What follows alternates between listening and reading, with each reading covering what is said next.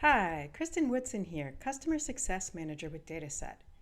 Today I'd like to talk to you about the parse command in PowerQueries. But first I'd like to talk to you about parsing in general at DataSet. DataSet offers a robust parsing functionality for log ingestion. You can define parsers for each of your log streams that take the free text in during log ingestion and parses that into structured data and then gets stored into our columnar database. This unlocks functionality like being able to select a facet or graph by a facet on our search page. You can also alert off them as well. As a best practice, we recommend that you get your parsers in the best shape as possible so that you have all the data you need when working with DataSet. When data is properly parsed, this is where the magic happens with DataSet. Not only to help the data come alive, but also in terms of speeding things up when performing searches. We also encourage you to use our Ask Us to Edit For You button in the Parse section. If you need any help getting the parser set up, our support team is there to help. While we recommend getting your parsers working so that your data is parsed effectively, we do understand that in the real world it doesn't always work out that way, especially when things change or circumstances occur that you didn't anticipate when building the parsers. And you can certainly update the parsers so the new data coming in will be parsed, but because parsers only run during ingestion, that doesn't work retroactively. However, with Power Queries, you can parse old data that has already been ingested. This is a great way for you to be able to work with data that was ingested and maybe that you didn't extract the fields that you need during ingestion. So I've gone into DataSet.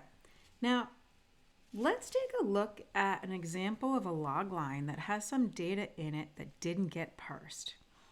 I'm looking here at a set of image conversion lines where I have a size and a time value. You'll notice in my facets here, I don't see anything that maps to my time or my size value. Also, if I inspect the log lines, I would expect to see a line that would correspond with time or size as well. I don't see those here. So I'm working with a log line that didn't get parsed efficiently. What I want to do now is I'm going to go into my Power Queries. So I'm going to click on Search and Power Queries. And you'll notice because we filtered by image conversion, that filter is going to stay with us. I am going over the last 24 hours. And when I hit search here, you're just going to notice I've got my timestamp and my message where I can see my conversion processed bytes as well as in my time in milliseconds. Now, what I want to do here is I want to parse these into two columns.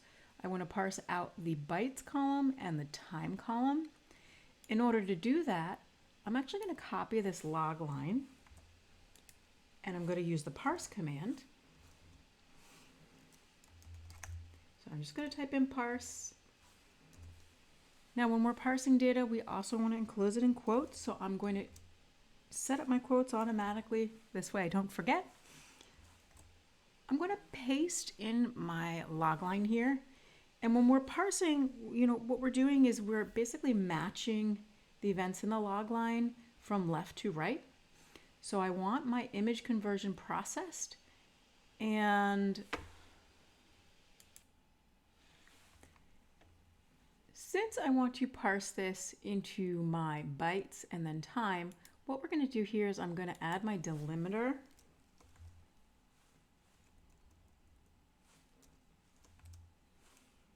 And let's just call this one bytes. Similarly, for time, we've got our 21 milliseconds, so we're going to do time here.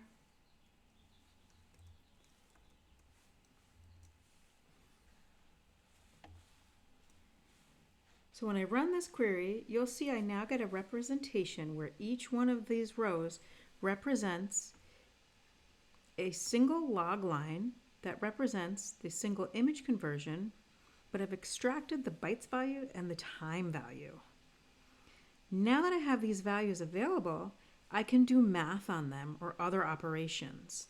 So let's say I wanted to calculate the throughput in kilobytes per millisecond. So all I need to do here is use my let function to define a new column called kilobyte per millisecond. So I'm going to convert from bytes into kilobyte and divide the whole thing by time. So here we can see my let equals kilobyte per sec, or my let kilobyte per millisecond equals my bytes divided by 1024 divided by time. And since I'm dividing by a variable here, I just want to check and make sure that I don't get division by zero issues. So I'm going to filter by time so that I'm only looking at log lines where time is greater than 0. Now when I run this, this is going to create a new column. Again, that new column is called kilobyte per millisecond. So now I can see the throughput for each of these transactions. So now let's say I want to get a summary statistics across the entire data set. What I'm going to do here is I'm going to use the group command, and you'll notice I don't have any by values. In other Power Query grouping examples, we've been grouping by URI path, etc.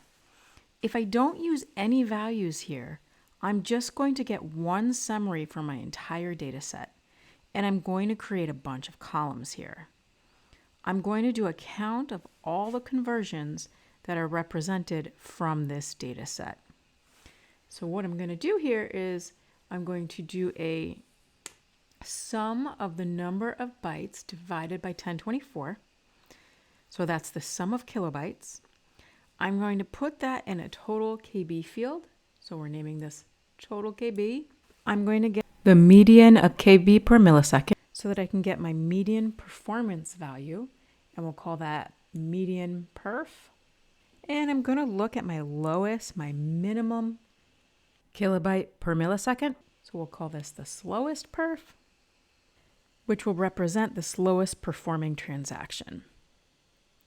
So when I run this, I now get one row in my table that shows me the summary values across the entire data set. I hope this was helpful. I used a very straightforward text-based match for parse. However, we do have the ability to do more complex parsing. We can match on regular expressions. If we go under documentation and parsers, or I should say Power Queries actually, you can scroll down and see the Power Queries and click on parse command. And this will bring you to all of the parse command information and examples. And again, I did mention we can also parse using regex here.